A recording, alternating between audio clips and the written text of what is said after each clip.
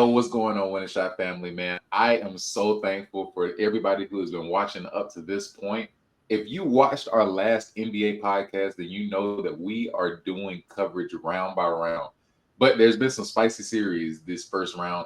But we're going to just focus on the Eastern Conference today as we await the Western Conference Finals, under the Western Conference matchups to kick off to the next round.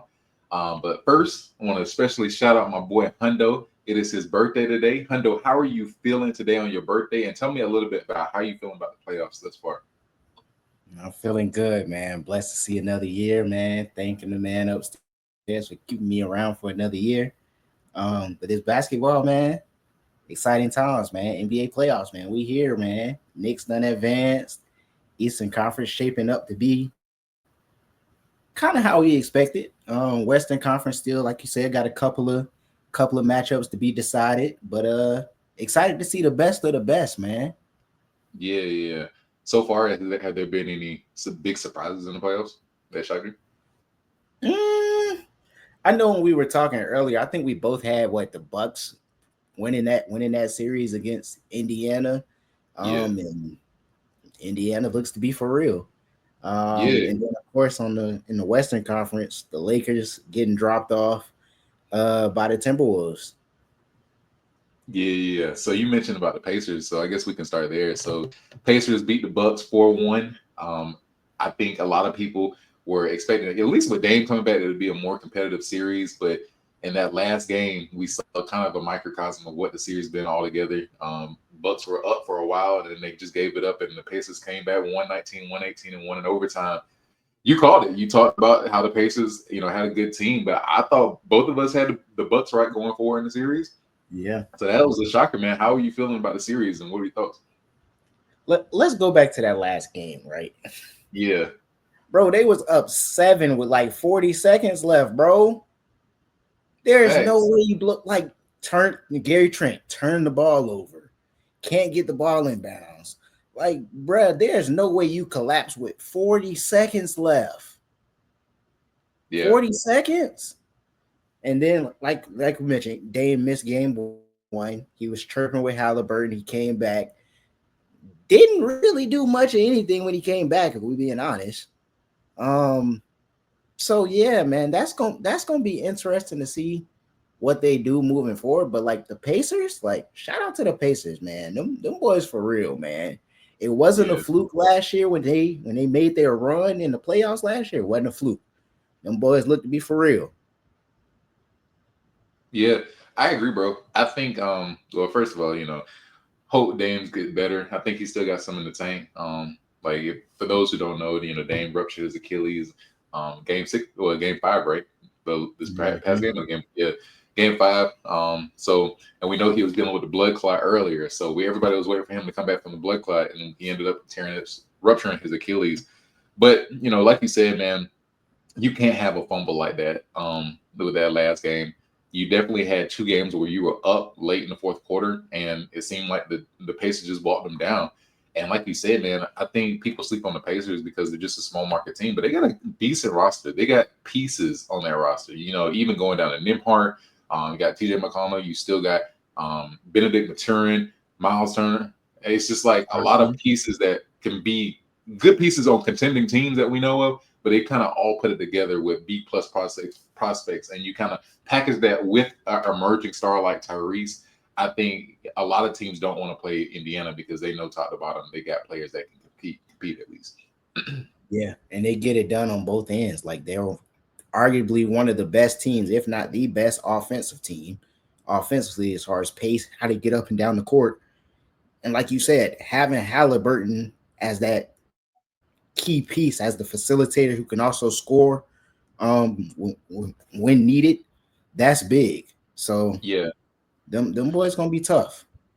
So let me ask you this: I know that the Bucks were technically the lower seed because the Pacers were, number 4. But both of us had the Bucks going forward in the series. So do you feel like in a series that the Bucks lost it or the Pacers won it? I don't think they had enough firepower. Like I can definitely say that they lost that last game. Like they blew that last game for sure. But I don't think that they had enough firepower alongside Giannis. and I think we might have talked about. I don't know if we talked about it the last episode, or if we talked about it just in the chat, but we were talking about how they're playing. Like it's just Giannis going downhill, and if he can't get something, he's kicking it out to try to find an open shooter, right? So that style of play didn't work, especially when you're going against an Indiana team that has a Pascal Siakam that could match up with Giannis. I'm not saying he can shut him down or anything, but that's not a bad matchup if you're the Pacers. You got Yeah, Miles Turner also down there. Them boys get after it on the defensive end, and especially with Dame not being 100%, him already missing that first game, it's like who else besides Giannis is gonna step up? Gary Trent had a big game. I think that was the one game that they won where he had like maybe 30 something, maybe. But outside of that, it was like, where's the offense gonna come? They yeah, decided to bring in Kevin Porter Jr., started him when Dame was out. It's like, dog, like that wasn't it. So yeah, I just don't think they had enough firepower. yeah. And I'm kind of on the fence because like I thought even without Dame that the Bucks would have enough to get to round two at least. But I feel like that trade they made in the middle of the season with Kyle Kuzma, like that kind of let me down because I thought Kyle could at least give you 18. But it was a game where he had zero everything. He had zero rebounds, zero assists, 0 points. He was out there getting cardio. And Yeah. the Kyle Kuzma I remember from LA could at least be a great third option. And so I'm curious to know when you look back on that trade, I forget the exact, what they gave up, but could you have used the Middleton in this series? And I feel like a lot of their role players didn't step up when Dame went down and the moment required them. Because even with KPJ, like I thought KPJ was going to give you a little bit more, but it seemed like it was just the Giannis show, and Giannis was literally carrying them. And I thought with their current roster construction, with Bobby Portis coming back, you have Brooks, you have all these pieces, they could at least give you enough to get past the Pacers, in my opinion. But yeah, And maybe that's a credit to the Pacers too, though. Like I yeah, said, like matchup wise, like they match up good across the board. Like 9 times out of 10, Giannis is bullying teams. He's not able to bully the Pacers because they have a Siakam, like I mentioned. Like they have yeah, a Miles Turner down low. They have a Obi Toppin that's big and strong. Like they just match up well, and then their guards also defend. Like outside of Halliburton, like Matherin can block up. What's the other boy? Neemhard, Neesmith, yeah, yeah, yeah, Neesmith, Neem. I'm talking about Neemhard though. Neemhard was yeah, getting yeah, up in the game. He yeah. was getting up into him. So they are a very good defensive team. So don't sleep on the Pacers. Yeah. So if you're the Bucks, what do you do? Because now the Dame's rupture his Achilles, it kind of makes the offseason a little bit more complicated. Because I know we were talking about offline that Dame would have been the piece that you moved if you got bounced early. But now that he's hurt, I don't think that his value is the same as it was coming in. So a lot of the news circulation has been around Giannis, right? If Giannis were to request a trade, or if the Milwaukee Bucks wanted to move him, they had different places that they were talking about going. But if you're the Bucks GM right now, what do you do? Do you make that trade, or do you try to run it back with the team that you've got? And I think that's been a conversation the past couple of years, really, with the Bucks. Is like, do you keep that core? And I think them moving Middleton, them moving Holiday the previous seasons, right? They started to blow it up. But like me personally, I don't think we've seen them enough healthy with this roster, similar to like the 76ers, right? Where Paul George goes down, Embiid goes down, Maxi goes down. I don't think we've seen this team enough fully healthy to where we could be like, okay, this isn't working anymore. We need to move in a different direction. Now, Yeah, granted, like you said, Dame has a ruptured Achilles. I don't know what the timeline is on that. I assume he'll be back next year sometime. But I think that also will play a factor in what they do in the offseason. Because if the diagnosis, like you said, is a ruptured Achilles and he's out until I don't know, February or January of next year, right? yeah, Maybe Giannis doesn't want to play the first half of the season with the way this roster is currently constructed, right? So if that's the case, you probably have no choice but to move Giannis. If I'm the Bucks GM, I don't want to do it, But if he's unhappy with the situation, if Dame's going to be out a significant part of the season, you have no choice. Like your hands are tied at that point. The question is, what do you get in return for Giannis? And Yeah. also, in addition to that, of what you get in return with Giannis, who else is staying on that roster? Honestly, I think January, February is ambitious. I feel like with the Achilles, it might be a year. So we might be talking about this year, this point next year with Dame coming back. So honestly, I think Milwaukee needs to blow it up. I feel like the roster Dame comes back to looks a lot like the Portland Trailblazers roster, where it's just like we're bringing you here to get healthy, make you marketable, so that we can trade you eventually. But I feel like get a boatload of picks, get a boatload of like serviceable guys for Giannis, and you just plan for the future. Because the thing is, Giannis gave you enough time. He gave you a championship. He gave you what probably close to a decade in Milwaukee, and there's not more you can ask from him. So I just feel like they need to turn the chapter because the thing is, if you keep them, then with both of their contracts on the books, like you can still go make trades, but it's going to look a lot like it's been for the past 5 years with Giannis. With Giannis carrying, Giannis, I feel like at this point in his career is tired of doing that, right? And I could see it even in his face with the Pacers game, where it's like you go look at, you look across, the conference, and you're seeing Boston. You look across the league, and you're seeing like Houston and Oklahoma City. It's like all these rosters are better constructed than what we currently have, and I feel like he wants to go to a place where he can be a consistent contender, not just because he's carrying. And in being a consistent contender, like you mentioned, right? Put yourself in the shoes of like a Damian Lillard, right? Who was on Portland. He was the face of the franchise. He was in that Giannis type role where he's putting the team on his back, having to carry the team. Granted, he had CJ for a little bit before they decided to move on from him. But if you're Dame, right, in this situation where you're where you have a ruptured Achilles, if Giannis does decide to request a trade, right, and he's going, let's say February, January, if Dame comes back, does he ask to get moved? Yeah, and And that's what if I'm you're the saying. Bucks, do you move him? Because he don't want to deal with that again. He don't want to be in another Portland situation where it's just him and Bobby Portis or him and Brick Lopez or whoever's going to be there. Him and Kuzma, like Dame wants to win a championship just as bad as Giannis wants to get another one. So it's like the Bucks it might be some dark days for the Bucks moving forward. Yeah, absolutely. And I think that's why, let's say they come back next year, Bucks the same position where they barely make the playoffs, and he's back in May. I think you move off of Giannis so you don't make the playoffs. Give him two off seasons to recover, and then I will give him half of the off season. Half of the season that he comes back, just to market to the league that he's still got it. The problem is if he's healthy and people still think that what he looks like is this Kobe when it comes off the Achilles, or is this Dame still a killer Dame? It affects the leverage that I get back in return for him. I in my heart, I feel like he's still going to Miami. I feel like Miami needs a star. So in about 2 years, they'll probably make that move. Um, but other than that, it's like with his contract, I need to know what Dame I'm getting before I make a trade for him. If if you're Dame in this situation, right, and you like I mentioned, you go from Portland to going to Milwaukee, you're trying to win a championship.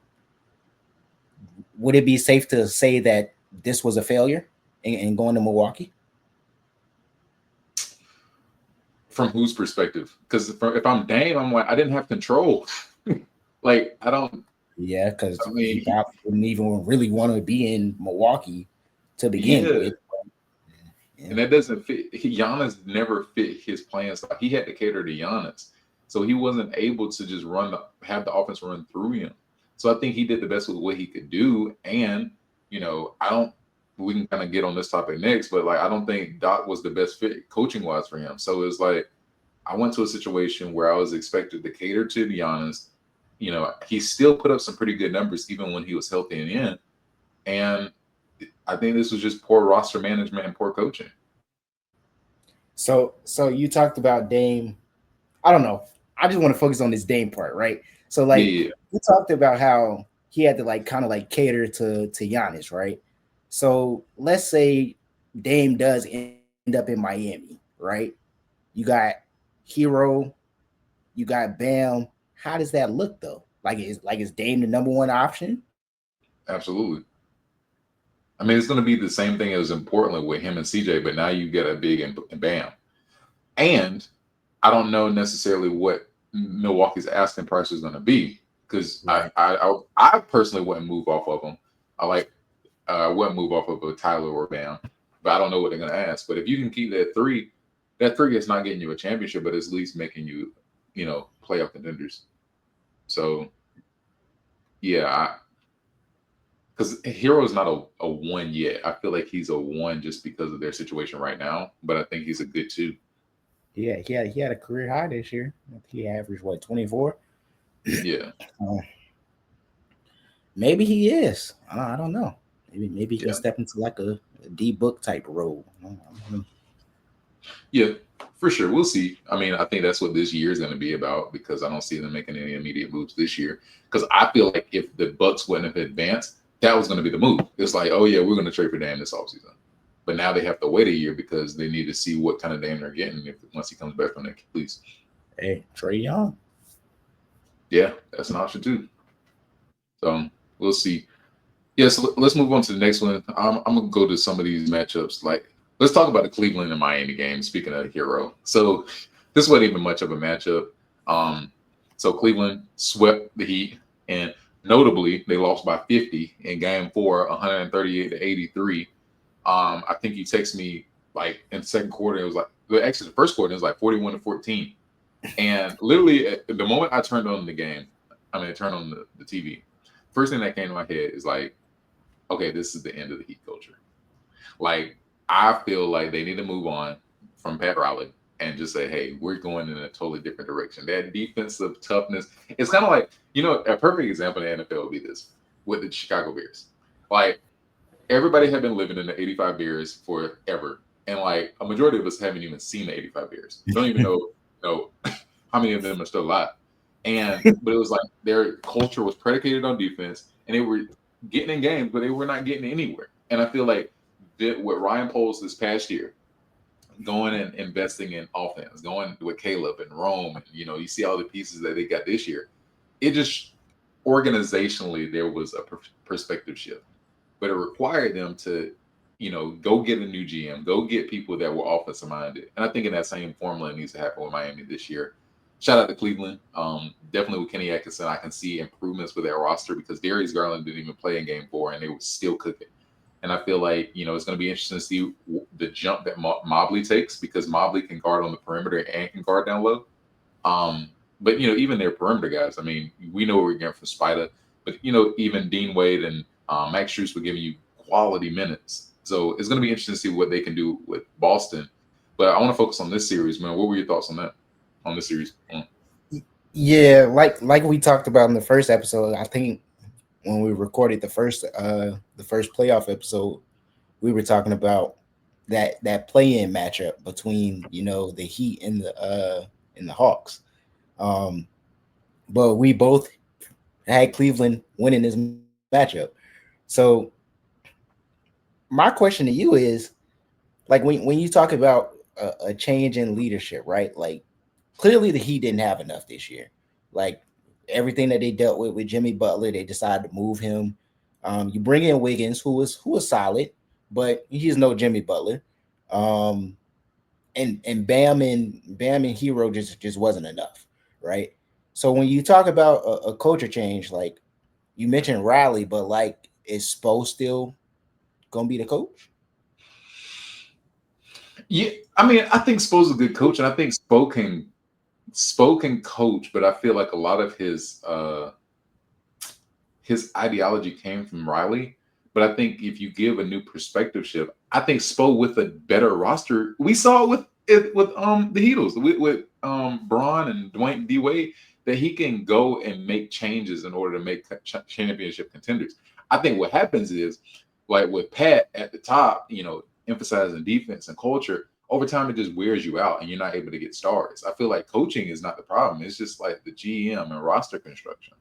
Like, So go ahead. so who do you think they could add? I know we mentioned Dame and possibly like a Trey Young, but who do you think they could add that could come in and shake things up from a roster standpoint, um, player personnel wise, that they could add to help that roster up?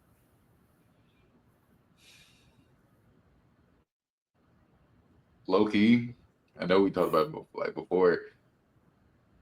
I don't know their pick situation, of course, but if you made a move for Giannis, I could see that working because I don't think Hero needs the ball to score, and we know that Giannis is going to essentially be the one. He's going to be a point forward, and you got a guy like what they had with not Brooks, but like kind of a better Bobby Portis with Adebayo, because Adebayo Bam's going to do everything for you, and he's going Mhm. to be willing to step into the dunk position and get trash rebounds, score, do all the nasty stuff while Giannis continues to facilitate. So I could see a drastic move like that, and I think Giannis, if Pat Riley is still there, he wouldn't mind being coached hard. I don't see him being a diva. So that's one big move I could see. Um, I I was gonna say KD, but I don't think KD fits on their roster because they need a leader, and I don't know if KD is that. If KD wants to be that, and I think KD and Tyler Hero are kind of the same piece. Like you would kind of be asking Hero to be more ball dominant, and I don't know if that fits Hero's game. And I just feel like that team needs a formidable star. So I would probably see if I can go all out for Giannis, but there's nobody else I can say that's going to change that culture immediately. Yeah, and you mentioned Giannis, but that would be a crazy big lineup, bro. Khalil Ware, Bam, Giannis, like those three alone, that's crazy length. Yeah, That's crazy defensive presence. You might not be able to switch as much, but like that's a lot of size. Even if you bring in KD, that's a lot of size. So yeah, I don't know, man. We gonna see. It's gonna be an interesting offseason. As we mentioned, Miami is a free agent destiny. Like people want to go to Miami and play in Miami. So but we see, gonna this is see. the thing though. It's like to that point. I remember listening to Teague and them talking 520. He says not it isn't really. People like to go and visit Miami, but people don't want to play for Pat Riley. Like there's not a lot of free agents. It's like, man, I want to go play for Heat culture. Like people still because it's been documented that Pat Riley is much different in terms of like body fat you got to have, and they do the weekly checks and all that kind of stuff. And people kind of get tired of that kind of culture.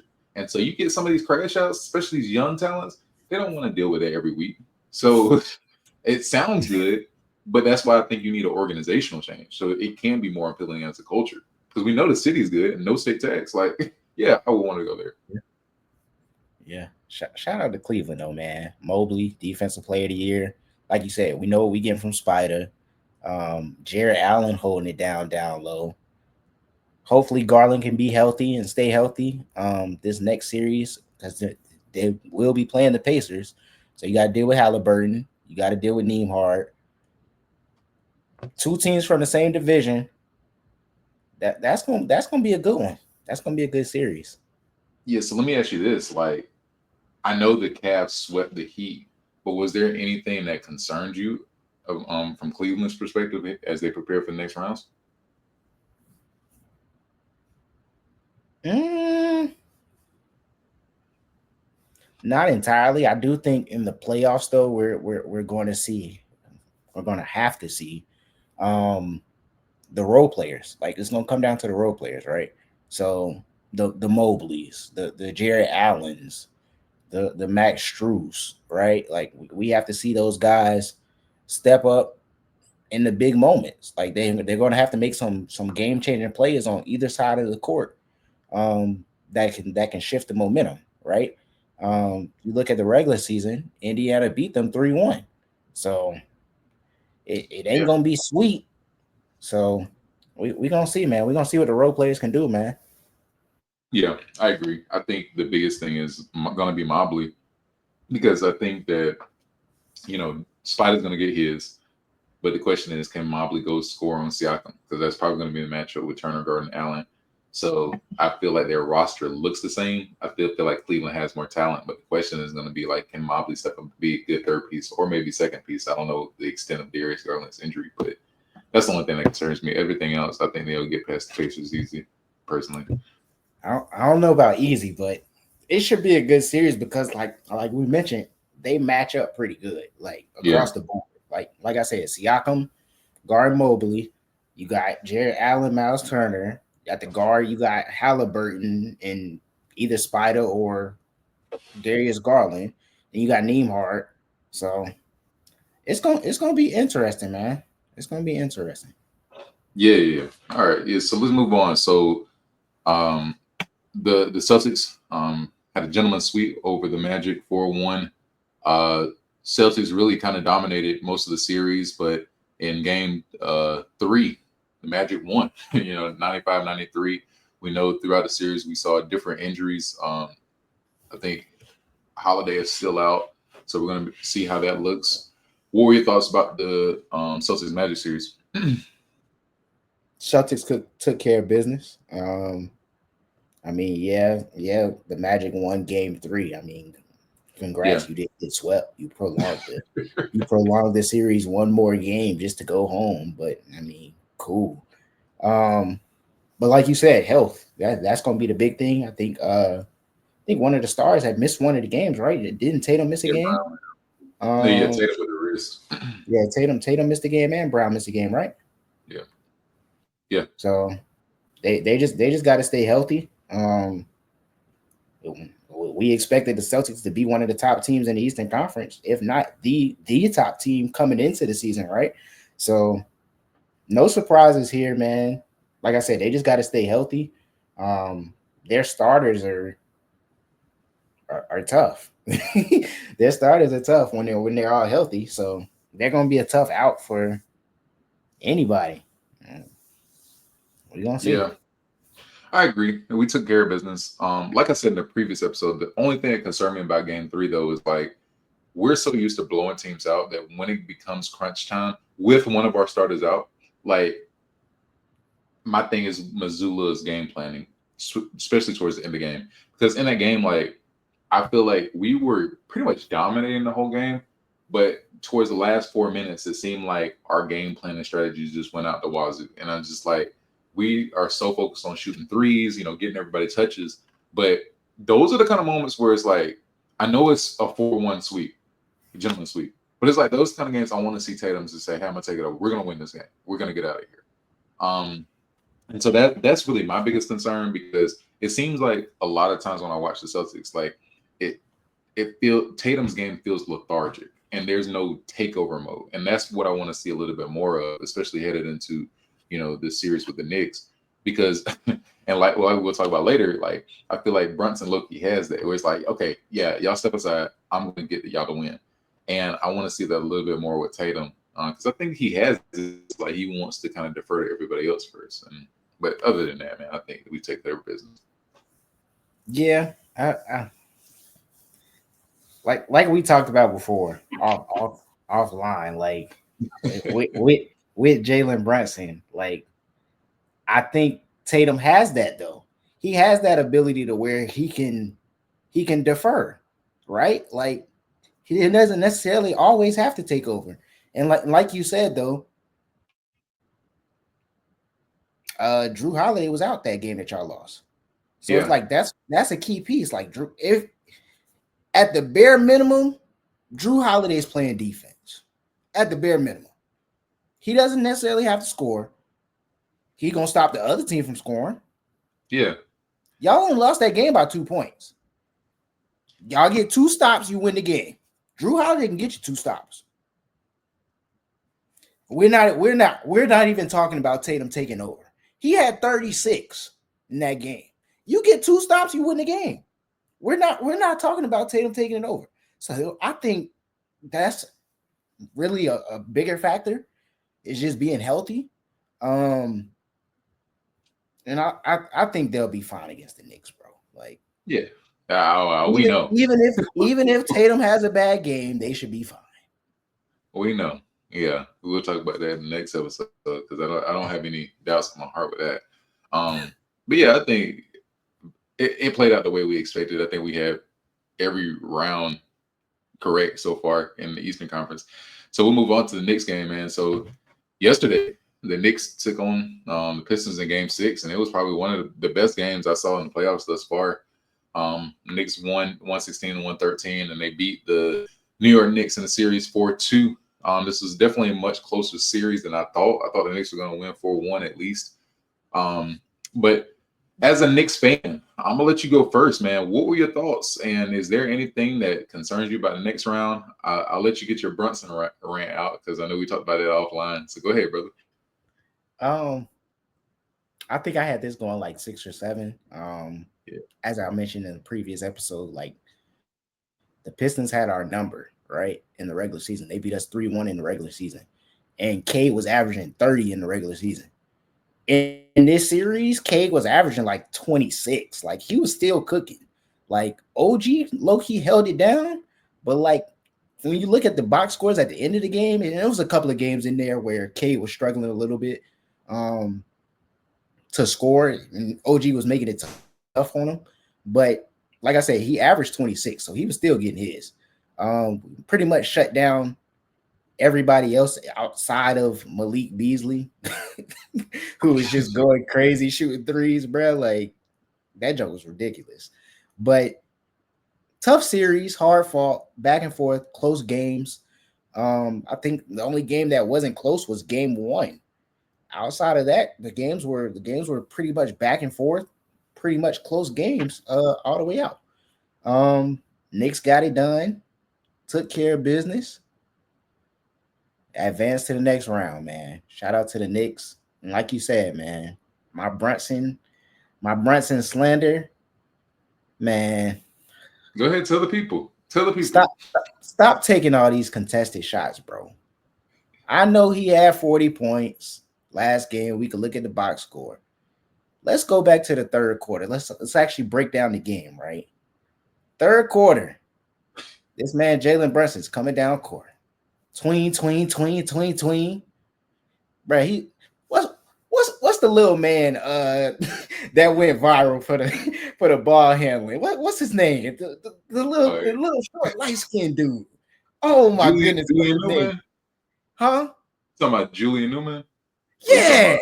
Yeah. bruh. That's who he remind me of. Doing all that dribbling, bro, to take a Hey, contested shot, bro. not Julian. We got to clear that Bro, up. this this man Brunson, contested shot after contested shot. Bro, we don't need you to take over yet. It's third quarter, bro. You got help this year. And I've been saying this all season. Jalen Brunson, you have help this year. You do not have to play like you played last season. You got OG, you got Cat, you got Mikhail, you got Josh Hart even cutting to the basket, getting offensive rebounds. Swing the ball. You do not have to take a contested three, a contested mid-range shot early in the game. I know it looks good in the end. He hit some big shots. Cool. He could be more efficient. He can get others involved. You have help. You have help. I don't think Jalen Brunson's style of players will bring in the championship to New York. And I'll say it. I can stamp that. Yeah. I agree with the championship portion, but my only thing with this current roster is like I feel like the problem is coaching more so than like just Brunson because when Brunson when I'm watching the offense, it seems like they will do the swing, but at the end of the day, everybody knows that it starts with Jalen first. And I feel like a lot of that swing comes from the fact that like Jalen will try to get his, and if he's faced with a good defender, then he'll try to swing. So a lot of these players are getting the ball late in the shot clock, and I feel like that's really a problem and an indictment on Tom Thibodeau. And it looks a lot like, and I'm not making a direct comparison, but it looks like a lot the Derrick Rose Chicago years where it was like you surround him with the Joakim Noah, Taj Gibson, Kirk Heinrich, and all these players are meant to get the seconds on the offensive end. And I feel like Thibodeau is so worried about defensively how they look that he's kind of put the offense to the wayside. And it's like, okay, this is good, but like it's keeping you in games, but you're not getting any quality offensive possessions. And I feel like when Brunson goes to the bench and he sees what the offense looks like, he's like, yeah, I need to score. And honestly, yeah, you can talk about the third quarter, but a lot of their runs came from the fact that Jalen Brunson was just scoring. And I feel like Jalen feels like in his mind, if I don't score here, we might not score, especially with Cat being in foul trouble. And I feel like that with inconsistency with Cat, it's like, yeah, I'm going to have to carry this franchise to the championship. And I feel like that's the mindset across the board. Yeah, that's where you messed up at talking about championship because they ain't gonna get there playing like this. But I You mean, got, they believe it going in. huh? They believe it going in that they can win the championship. I hope. That's why you trade 5 picks for Michael, who's another Yeah, concern. yeah, but you gotta run some plays for Mikal. You can't give the ball to Mikal and expect post fades. That's not his game. But what Run what some is his plays for the game? man, huh? What is his game? We never. Corner I three feel point like shooter. they weren't running plays for him in Phoenix, But what was he doing? Corner threes. He was yeah, getting open looks in the corner and knocking it down. which was generated from CP3 and Devin Booker driving the lane, right? Driving the lane, not taking contested mid range shots or contested threes. I hear you, but You got you got to run some plays for other people. Like we talked about it offline, right? We were talking about Cat. He had 2 games against the Pistons where he scored 10 points. He didn't get the looks. He didn't get the shot attempts. The other games where he was scoring 20 something points, he was getting what? 14 shots, 17 shots. He was getting adequate shots. I think that's an indictment on how Jalen Brunson plays. When Jalen Brunson is dribble, dribble, dribble, 20, 20, 20, pull up contested mid range, pull up contested three, multiple possessions in a row, that impacts the offense. yes, but I think, and we'll talk about this in the next episode. It's the same thing with Luca. Like it's the same offense, the same tween Um, bump. um, Is that? guess what? I One, know what you're gonna say, but my thing with that though, bro, is like, it was the reason why Brunson was the first one to get moved. man, stop. Like we're gonna be It's honest. it's it's also a reason why one of them averages 30 plus, and the other one doesn't. He just got you 40 in a playoff game. You want a cookie? Luca got where? Did, didn't Luca make a deep run in the playoffs last year? Or was that somebody else on Dallas? You know what I mean, bro. You know what I mean. Like we're over here arguing over semantics.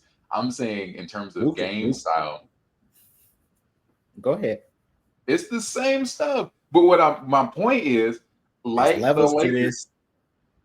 What Meek Mill says, levels to this young boy. the levels are not far off, bro. Like what we saw yesterday and what Luca The has done level is the level between Luca and Jalen Brunson. in terms of play style, what he did yesterday, we've seen that same thing with Luca. Luca just adds another dimension with the assists and rebounds because he's a taller guard.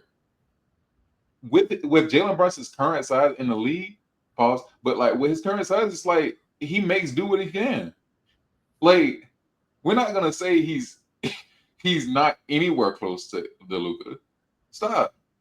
It's levels And to it, though. and Jalen tries on defense. He tries much harder than Luca. Let's stop it. People were walking past Luca.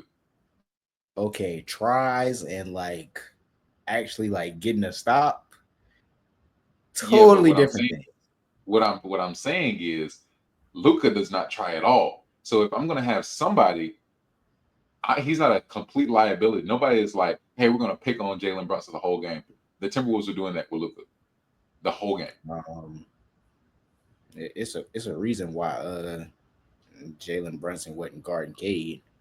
It's a reason why they had to put He could OG. skate 6'8". I'm just saying, Jalen Brunson couldn't guard Malik Beasley. man, we're gonna stop the Brunson disrespect, man. I'm not saying that they are the same on the same level. What I'm saying in terms of their play style, they have the same impact that as Jalen Brunson has on the Knicks. Luka Doncic had the same thing with the Mavericks. Hold on, question. So let's just say we make a swap. Brunson for Luka. How far are the Knicks going? They're definitely beating the Pistons, but I don't see them getting to a championship. They will be losing to either Cleveland or the Celtics, and they will probably lose to the Celtics they had played this year. It's the same problem, Did especially with, did you see what Luka did last year? yeah, Playoffs? with Kyrie, and you had Daniel Gafford and Derek Lively. All Like, right, we don't got distract. Cat, we got OG, we got Mikal. Yeah, and I think it would have been the exact same. Y'all would have gotten past the Pistons and lost to Boston. Hey man, I think with Luka, man, we beating Boston. No cap. Absolutely not. No cap. Absolutely not. Because we'll talk about this in the next episode. There's some clear problems with Luka, And and and and, and we gotta talk about this too with Brunson. Them ankles. Luka got hurt too. Bruh, this man gets hurt every game. This man rolls his ankle every game. This man's going to the locker room to change his shoes or tighten his shoes, whatever he's doing every game. Which may be why he settles for those contested jump shots. Explain that one. Because if like he don't want to go up and muck it up in the paint, I would just settle too So he's and just scared. take jump shots. So you want the leader of your team to be scared? I don't, but I'm telling you what I see and what could lead to that. You tell me, like as a Celtics fan, I don't want any of these guys. But I'm saying that kind of play style, it won't win championships. That's the same thing people were saying with Luka. That ball handling, dribble, and then pass out, it's not going to win you championship. It'll get you buckets. I agree with you on that. But what I'm saying is, like when we look at the play style, it's not a complete eclipse. Like they're kind of the same player. All I'm saying is Luka is a top 5 player in the league, and Brunson is like maybe top 10, top 15. Is levels to it.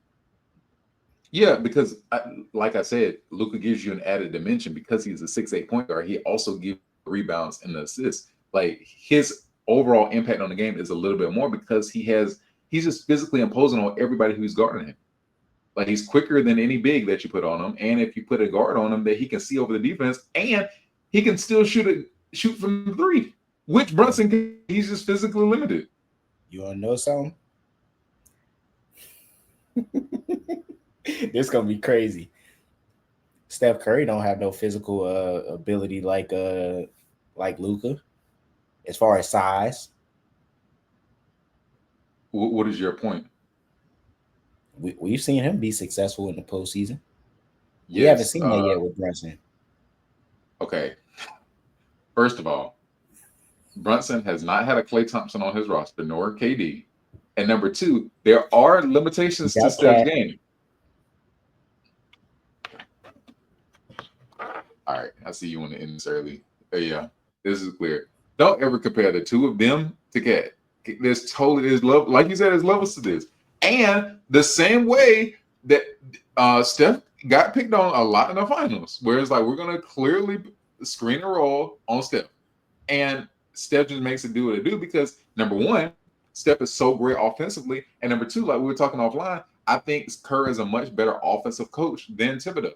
So they were always moving around, and you create a lot of mismatches when you're setting screens on the back end. And so now you have Curry on a big, and he's able to get these crazy 30-foot shots. And it's like, okay, partly because of Steph's greatness, but partly because of the situations he's put in, running him off screens, keeping him moving, tiring out defenses. They don't do that same thing in New York, which I agree with you is part of coaching. So, question. Yeah. Do you think Brunson can bring a championship to New York? No. Maybe not this year. but just in general. Depending on what they do to the roster, coaching, but currently constructed, no. They can't even beat the good teams in the regular season. Okay, so roster wise, right? If you were the GM of the Knicks, and you're, let's say you're building around Brunson, right? What do you bring in? Like what do you think that roster should look like if the Knicks hope to win a championship with Brunson as the point guard? I mean, depending on what they're asking, I would inquire about Kevin Durant. Obviously, you need a Kevin Durant that can still get you 25, 26 a game, like that kind of Kevin Durant, not, a scrub Kevin Durant. If you can get Kevin Durant, that gives you a number two. So partly is like, I agree. He needs to, incorporate KD more into the offense. If you have KD, Cat, and him, I think that's a formidable three. And I think he can go to the bench a little bit more and say, okay, I trust KD to at least get me 10 in a quarter, and I have to, and the defense not go stagnant. That's the immediate thought. I don't want Giannis because I think Giannis and him, they're kind of the same ball dominant players. Yeah, I would say an elite wing. So probably Kevin Durant. What do you think? I just think more bench depth and probably an upgrade at center. Slide Cat down to the four, his natural position. I know we talked about it offline about how Cat has the ability to knock down threes and stretch the floor at the five, but I think he's suited better at the four, as we saw in Minnesota playing alongside Rudy Gobert.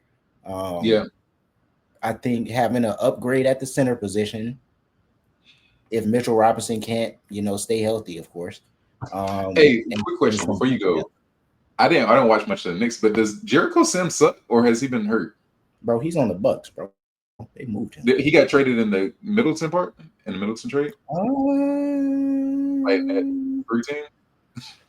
What happened to him? Because I thought he's on the Bucks though. I so. forget what trade he was in. Y'all have Cat Mitchell, no other bigs outside of that. Precious Achua,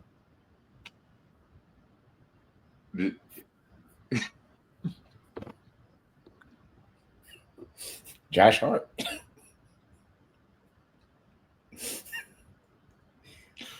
Bro, we played like 7, 8 players, bro. Oh No my cap. god. We played 7, 8 players, bro.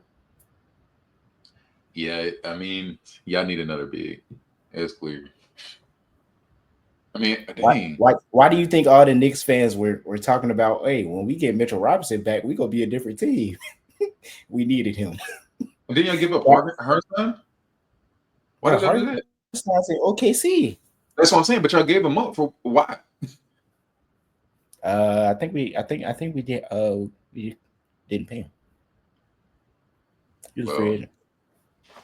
I don't know why y'all gave him up. I mean, I And would have considered and him. and we had Mitchell too. Yeah, I think it was a decision either between Mitchell and Zay. So they decided to go with Mitchell, and Mitchell ended up being hurt first half of the season, pretty much. So Well, I guess. Well, I got to see the Cat situation because I guess you were trading for Melo at that time, so you probably couldn't keep everybody. But I think this is the league of bigs now, where it's like I think even what we're talking about with Luca and the Mavericks, like yeah, Luca was still killing, but a part of it was like you had PJ Washington who could play at the four, you had Lively, and you had Gafford. It was just kind of like the Braun made the comment, after they lost, was like back in the bubble year when they had Dwight, JaVale McGee, and you had all these big circulating. They kind of put a lot of pressure on defenses. I mean, a lot of pressure on the offenses. And I feel like with y'all, especially this past game, Cat gets in foul trouble late, and it was really on Mitchell. And Mitchell, once they started the hack of Mitchell, it was like, all right, you lost a possession on offense because he's not going to make both of these. And I mhm. think y'all don't just need a big, but y'all need a big that can dominate, kind of like a Duran, honestly. Yeah, Doran's ability to rebound, bro, and defend was big for them. And like we talked about, they didn't necessarily win the series, but Buddy was controlling the boards, earning extra offensive possessions for them. I think Mitchell Robinson has that ability, but he wasn't healthy all season. And you bring him back, like you said, they start to hack them. It ain't too much you can do. Yeah. Ain't too much you can do. So how do you feel about the Pistons moving forward? What do you think they need to do in the offseason? And we talked about this a little bit offline too. Like they're in a good spot, bro. Like you got Cade, you got Asar, you got Dorian, still got Isaiah Stewart. I think if you can upgrade, Tobias Harris or Tim Hardaway Jr. from starting. Jaden Ivey was also out with injury, so you still have him. So you have some pieces if you're willing to let go of somebody like an Isaiah Stewart or a Jaden Ivey, for example. I know you had mentioned for Ron Holland possibly getting moved, but I think if you can upgrade that Tobias Harris position at their four, or Tim Hardaway at the three, um, that would be good. Now, who that player is, me personally, I'm gonna lean towards a shooter, right? Yeah. So you bring in somebody like an MPJ who provides, size. He can space the floor out. Um, doesn't necessarily need the ball to create his own shot, right? Um, Probably lose a little bit on the defensive end because Tobias is more of a bigger body um, than MPJ. But you add that shooting, maybe that helps them on the offensive end, right? So I look at somebody like that. I don't think they necessarily need another star in a sense. I just think they need some more shooting. So I think if you're able to add that, the athleticism of Thompson on the defensive end, K's ability to pretty much do everything um, for them, facilitate, rebound, score, and he's not a terrible defender. He's no cone on defense. Um, but I think if you add some more shooting, I think they'll be in a good spot. But it just depends on, like I said, who are they willing to give up to make that happen because they are a pretty young team. Yeah. Definitely a big turnaround from last year. 'Cause I think they have multiple losing streaks. And I think we're seeing that emergence from Cade. Um, and I think, he has the type of play style and body to be an all NBA type of player, especially like next year, the year after. It's gonna be interesting to see how they build around Cade, because I think he needs to improve on the 3-point shot. We saw that last night. But I think that they have enough like defense. It's like now, like you said, how can they address the offense? Like how can we go get offense without losing our defensive production, right? And do you fill it up with more 3-and-D guys and just bolster your bench? I'm curious to see what Ivy looks like coming back, and seeing the steps from Asar, Ron Holland, and some of those guys that kind of are fringe decent players. Can they make that step up and be starters and stars and whatnot? I think JB Bickerstaff, he did a great job this season. Definitely should have been coach of the year in my book, but I can see them going with Kenny Atkinson. Um, but yeah, A, yeah, a 30-win turnaround definitely deserves, coach of the year consideration. Uh, but also, like, what's Schroeder's contract situation too? Like we talked about it in the chat, right? Like, I think you brought it up of Schroeder being a good signing for them. So if they are able to keep that veteran presence, coming off the bench, he showed the ability to knock down some big shots throughout the series as well. Um, and as we talked about earlier with Malik Beasley being able to hit shots, maybe he wants to get a bigger payday somewhere else.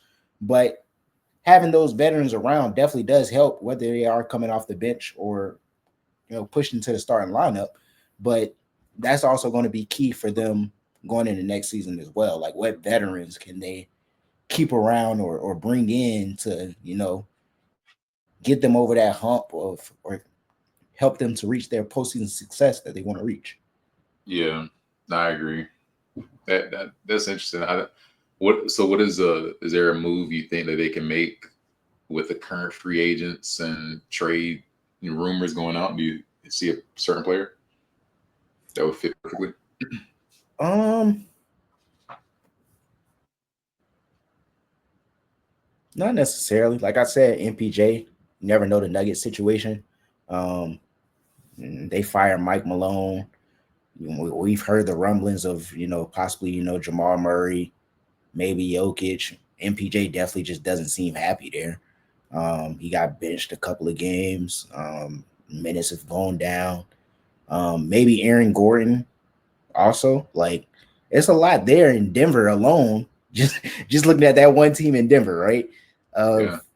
that you could pull from. Like Aaron Gordon is a similar type player as a Tobias Harris, a little bit more athletic at this point, but he could come in. Um, don't really lose much on the defensive end if you bring in like an Aaron Gordon, right? But I think I like I said, I don't think they necessarily need to go get like a KD or like a Giannis or like any type of star. Like just bring in a role player that's an upgrade on the offensive end. Um, that's a veteran who can come in. They know their role. Okay, this is your team. I'm not gonna get in your way, but if you need me, I'm standing right over here. Pass me the ball. I can get a bucket, right? So definitely somebody like that. Like I said, they're pretty much solidified at the guard position, and depth and the center position, right? They have depth at both of those positions. Length, athleticism. Just need to fill that 3 and that 4 spot. I know we were talking about KD offline. I just had this thought. What do you feel? What do you think about JJJ on that team? Wouldn't be bad, just would be too bigs. But I feel like we know that Triple J is allergic to rebounding. He wants to play on the outside, and I feel like Duran has stepped into that slot of like the five. Yeah, So Stewart will obviously have to be involved in that trade. I feel like you have some young pieces that you could potentially move to the Grizzlies, who's looking for a rebuild, I assume. And I think he'll give you scoring from a front court perspective. Um, that could, kind of marry to a Duran who wants to get rebounds and trash buckets. And you got K, and he's kind of he doesn't necessarily need to be a one because he's played with Ja and he knows what that looks like. yeah, I think he definitely fits that need of like I said, like that 3 or that 4 position. Definitely playing the 4 for them in this situation. Um, I don't know, bro. I'm me personally. I'm just not sold on JJJ. Um, but yeah, I mean, you make good points. Like he's definitely gonna be playing the 4. He likes to be on the perimeter. Um, maybe not the upgrade that you're necessarily looking for shooting wise, but I mean he'll be out there. He'll be out there to Yeah, somebody will have to guard him. But I mean, I feel like you can get better scoring options, especially like perimeter wise, in JJJ than JJJ. But he definitely brings that size factor of being bigger than Tobias, and being able to truly play that 4 position for them. That wouldn't be it wouldn't probably wouldn't be terrible. You just have to kind of wait and see how it plays out. In all honesty, but if it were me, I'm not making that move. Plus, you would have to pay him. yeah, that's the other component too. Yeah, it's gonna be interesting, man. Um, do we cover all the teams? So we did the Bucks, we did Knicks, Magic, the Heat. So we'll talk about the Western Conference in the next episode. Waiting on that. So I guess in the Eastern Conference playoffs, has it gone the exact way that you've expected it to go? Not just with the picks and predictions, but also just the style of play and the games that's been going.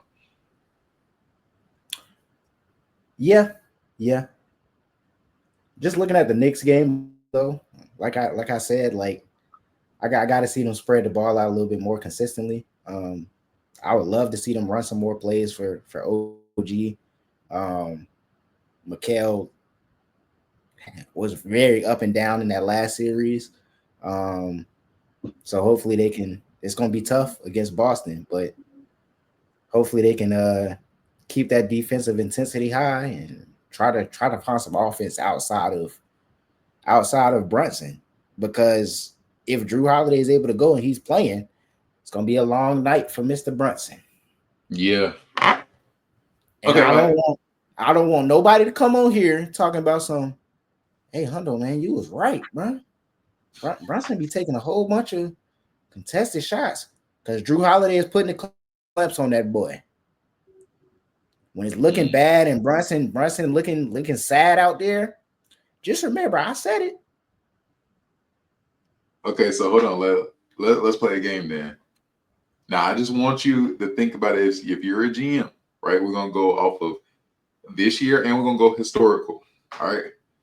Would you rather have Brunson or would you rather have Kay Cunningham?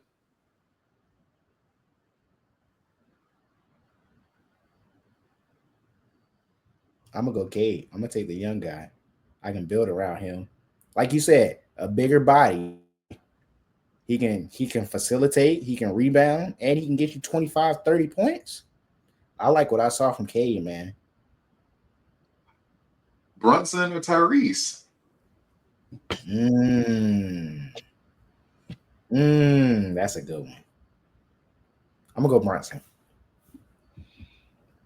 Yeah, yeah, easily. Yeah, I don't know about it. See, Cade potential, yes. Yeah, I think I will go Cade too. Yeah, because Cade just gives you more with his size. Like, I mean, Mhm. Cade can, post some guards up, and if he hits the three, I think he can have the same impact in Detroit as Brunson's having right now in New York. Yeah. what about? I'm thinking about the Cavs. Would you rather have Donovan Mitchell or Jalen Brunson?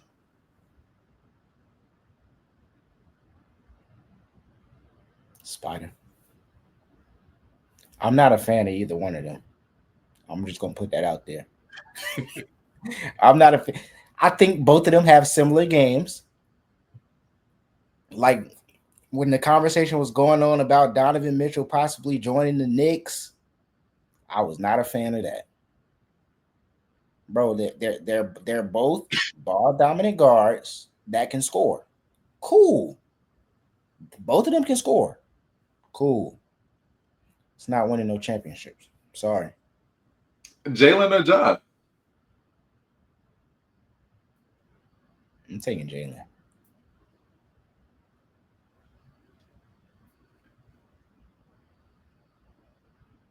I mean, mm, I think Jalen is a better all around player right now. I think in New York, if I had to start in New York, it would be Ja. But yeah, Why? because I feel like Ja with that roster, and Ja, like if he can develop a jump shot, like a consistent 3 point, which I think later in this year he started to emerge, in terms of knocking that down.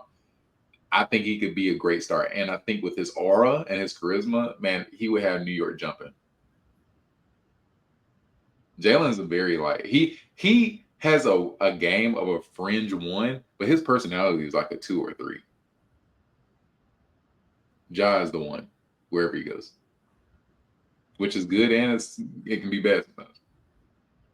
I'm not even gonna ask you what I was thinking because I already know what your answer gonna be. Go ahead, ask. No, I already know what your answer gonna be. So I gotta change up the matchups. Ant or Shay? And I Mm. think they're both great players, but I think that foul merchant um, philosophy, I think it gets exposed in the playoffs, and I got to see what Shea looks like in these later rounds. We've already seen what Ant can do. Ant has proven himself by being a legend killer. And I think that what he did just now, what we talk about later, in another episode, he's that guy. And I think that he has proven that. Yeah. I gotta see that from Shay before I go with Shay. But yeah. I'm What surprised about by like your answer. huh? So I'm surprised by the quickness of your answer. Oh yeah. Ant's a killer, man. Like Nah, it's that's ridiculous. tough. I rocks with Ant. Okay. Well, I already know your answer. I'm not even gonna say that. Amin That's good. Thompson or Jared Vanderbilt? I mean, not Jared Vanderbilt. Jaden McDaniels. Oh, I was about to say that's a clear clearly. Hey, It's not even a question. Jaden McDaniels or Amin Thompson? Who you Currently take? right now, Jaden. Um, But if I'm a GM, I would definitely pick Amin because I think he has more potential. But I think if I have to win now, I'm picking Jaden. Like Jaden gives me everything that Amin gives you, and he has playoff experience. And I think Loki, like he can hit the three, knock down the three too. Tyrese or Darius Garland. I'm gonna go Tyrese. Okay, here's one: JB or Jalen Brown or Jalen Brunson. Okay. Jalen Brown or who? Jalen Brunson.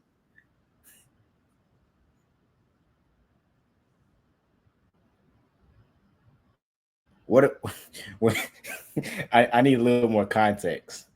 Are we like building around these players? Like, are they the number one Yeah, if you're a option or like GM, what? and those are the two on the board. Who are you picking? Like, this is my first pick. Or already got players. They just pick one. We can get too technical. I'm I'm building If you had around to start Jalen your, if you Brown. had to start your franchise with these two, who are you picking? Jalen Brown. We go from there. Wow, the Brunson disrespect is crazy. Bro, I hate his style of play, bro. We already said he's pretty much a cone on defense, and I hate his offensive style of play, bro. I'm taking Jalen Brown. I at least know he's gonna at least play defense. The only thing that's a guarantee with Brunson is that he's gonna take a contested shot. Cat or Mobley? Cat too soft, bro. Give me Evan Mobley, man. Give me Evan. Young Evan. Defensive player of the year, man. Hmm. Bam or Sabonis?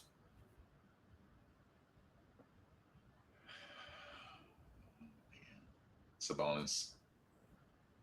Sabonis or Sanguine? Young Sengun out here. Give me Sabonis. Whew. I mean, I like Sangoon's game a little bit more, but Sabonis is gonna get you a double double every night. And that's solidified. I don't know if I'm getting it every night with Sangoon. Okay, here's one. Man, you better not disrespect him like this. Jalen Brunson or Jalen Green?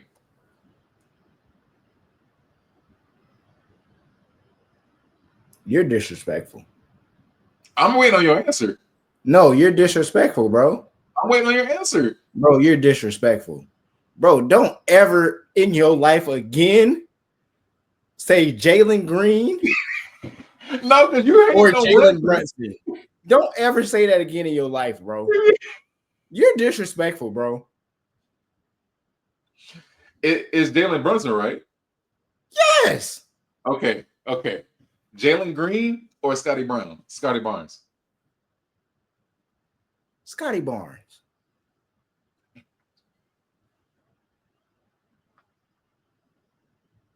Jalen Green and Tyler Hero. Tyler Hero. Bro, Jalen Green's not like that, bro. We can get that out the way. Jalen Green's not like that, bro. And I'm standing on that. Hmm. Okay. Man. Sangoon or uh nah, never mind. Paolo or Jaren Jackson? Paulo. Jaron Jackson or Franz Wagner.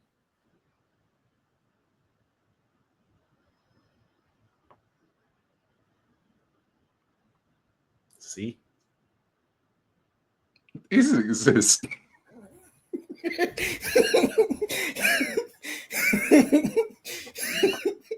I'll take Jared Jackson. I'll take Jared Jackson. I guess.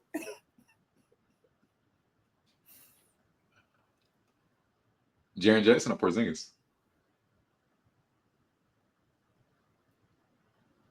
Porzingis, he a unicorn. Siakam or Julius Randle.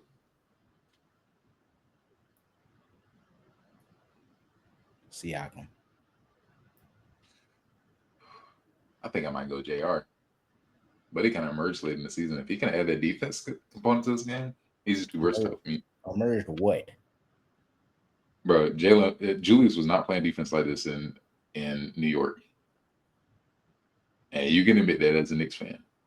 I'm just saying if he can add that defensive component to this game, and if he can get a little bit better three, Siakam is kind of limited. Like what?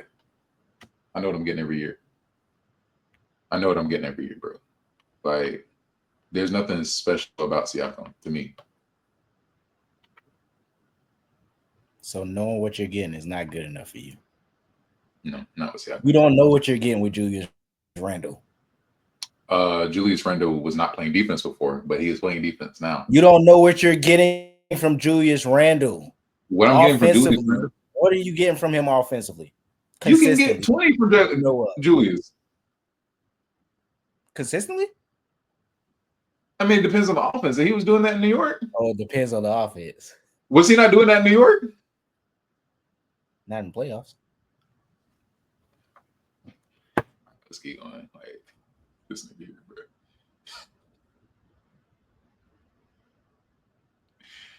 Oh, guys.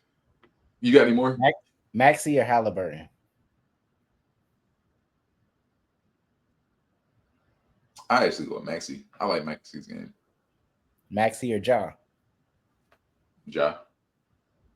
You taking Ja over Maxey? Yeah.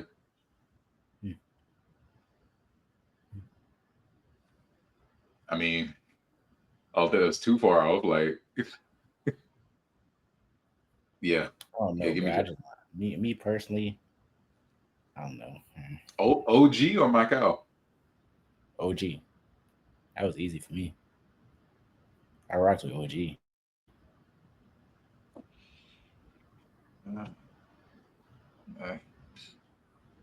Okay, Middleton or Tobias?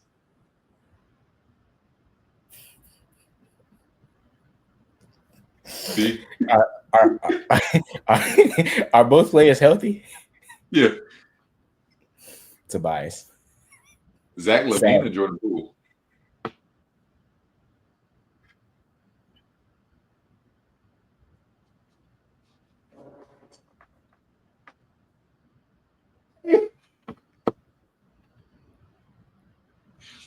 Oh. You already know the answer to that, bro. I'm not choosing nobody from Washington. Alex Starr or Rasasher. I'm so sorry. I don't think I've actually watched a full game of Alex Starr this year. Like, who would you be talking about? Which players? Norman Powell or Cam Johnson? I haven't heard from Cam Johnson since he left for Phoenix. But it's decent with the Nets. When's the last time you heard about the Nets? Yeah, I mean, obviously, but Cam Johnson wants to trade, bro. That was the last thing I heard. That was like the middle of the season. I don't even think they really thought about moving, bro. What's bro trade value now? That's a better question. A decent team, you could probably get a late first, like a later 2027. Would I? James Harden or Dame? Are we talking about both healthy? Yes, both healthy. Dame.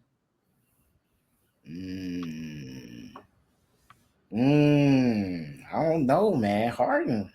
No, man. Harden been hooping, man. Kawhi or Luka?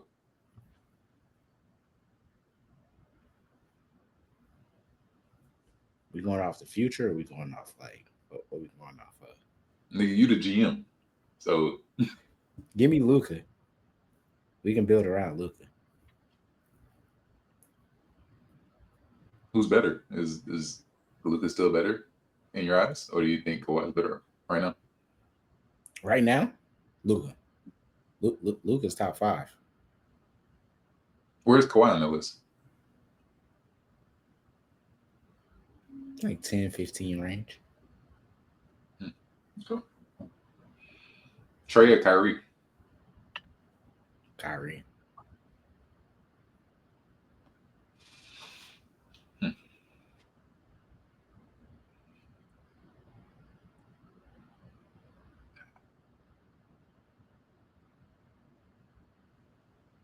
Kawhi or KD?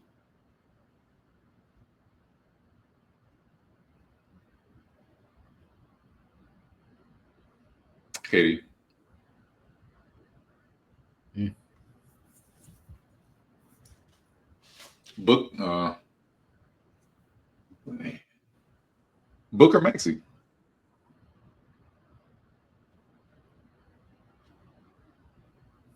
Mm.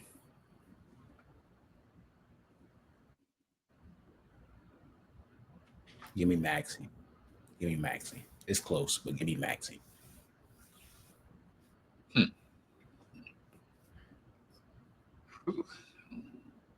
Ja or De'Aaron? Yeah. I'm not big on job, bro. Not big on job. Ja or Zion?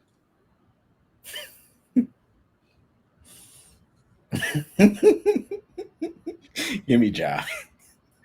I'll take the crash out over the can't stay on the court. I'll take the crash out. Okay, Ja or Melo? I mean, not Lamelo. Gotta clarify that. Ja. Okay, Melo or Zion? I said LaMelo last time, so I'm gonna go with LaMelo.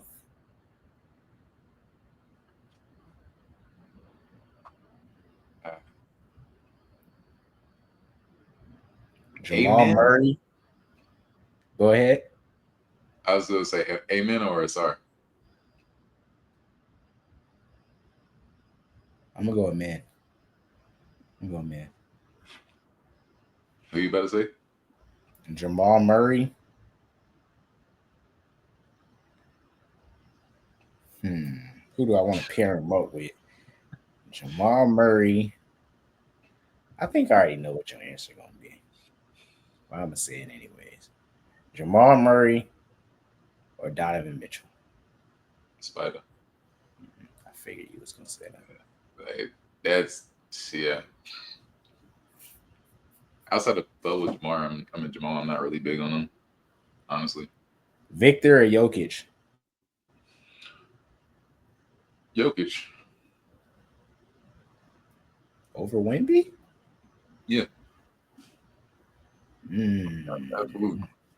You I going don't know. Victor? Yeah, bro, he's 19. I'm taking that. Hey, I mean, use I all don't win day. now. You don't think Wemby can win now?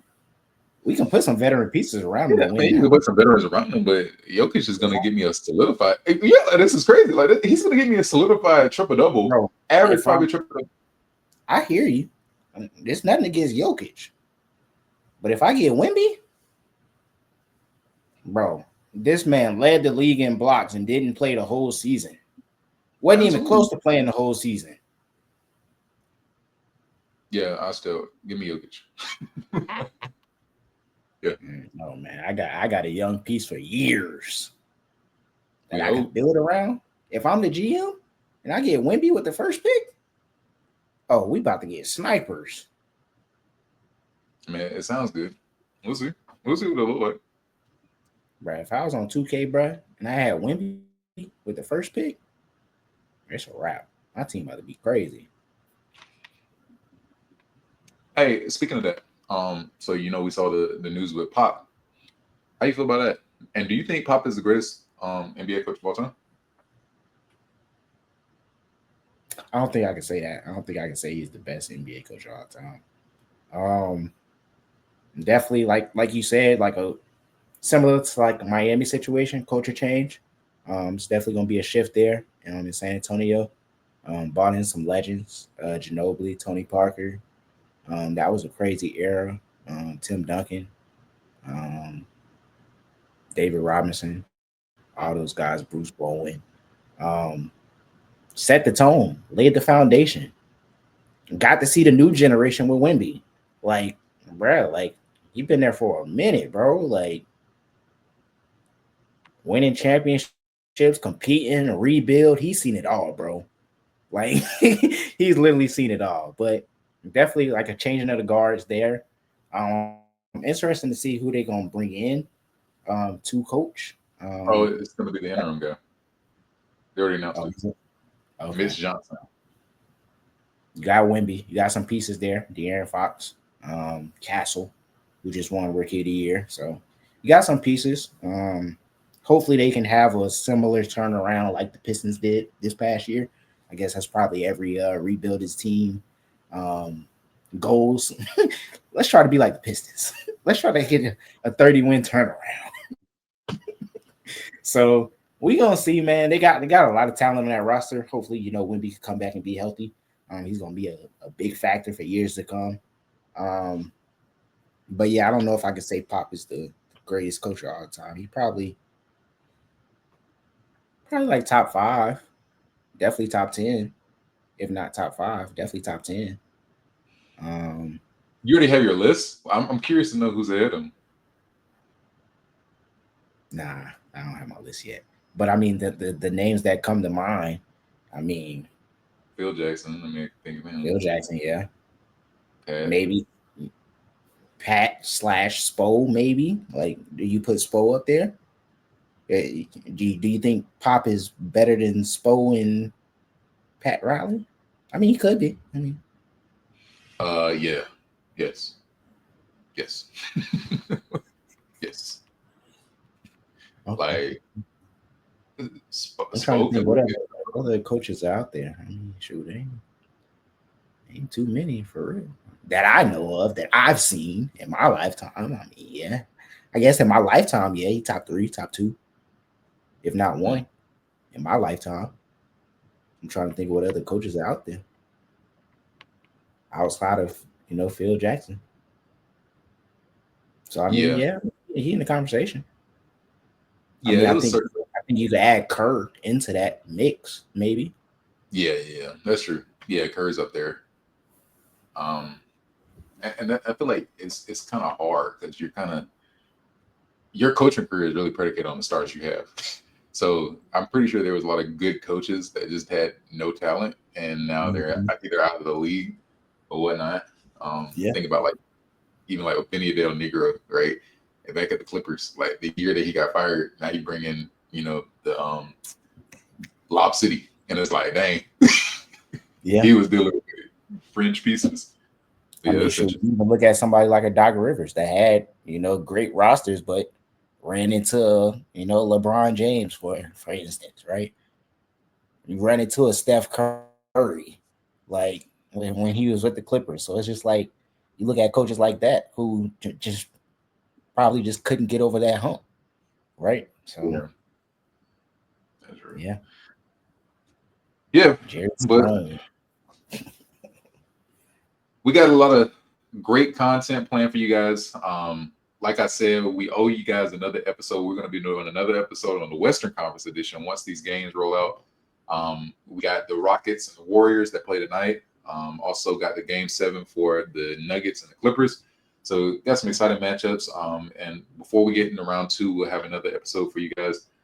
Like always, we appreciate everybody who likes and subscribes to our content, and be sure to share it with somebody who doesn't know about the Winning Shot. Share our content. We have tons of content, not just with the NBA, but also with the NFL and with college sports. And also tune into our Substack if you haven't already. We should have that posted somewhere, but you can get access to our writing because we don't just talk; we also write about different topics. So if you want a one-stop shop for all sports, man, tune in with us and share our content out all over the world as we continue to just talk about the current events, but also try to use this as a ministry where we spread the name of Jesus everywhere. So, like I said before, man, appreciate you guys for sticking.